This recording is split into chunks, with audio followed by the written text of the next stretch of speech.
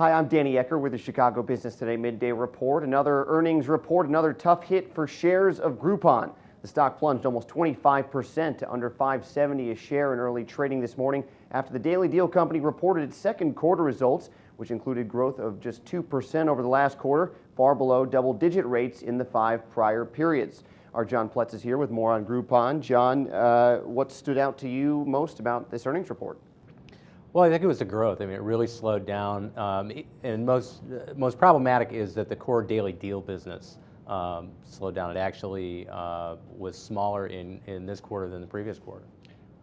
Groupon has its hands in a lot of different areas, one of those being Groupon Goods. I mean, that's really a big driver for its North American growth here, right?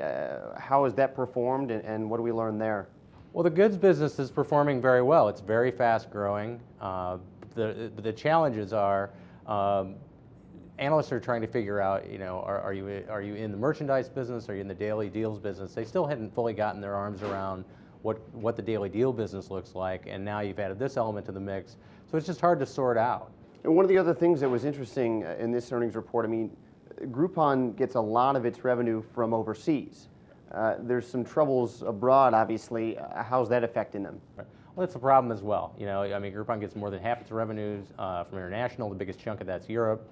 And Europe's got, there's problems internal with Groupon. They've got some of their own challenges in Europe as they try and roll out, the same types of strategies and systems. And then there's also just the headwinds generally in Europe where the economy is slowing. So that's coming back to bite them as well. You mentioned a few of the encouraging signs here. Anything that analysts are specifically going to be watching in the next quarter that'll give them more encouragement? Well, Groupon turned a profit, which is what everybody had been wanting for a while.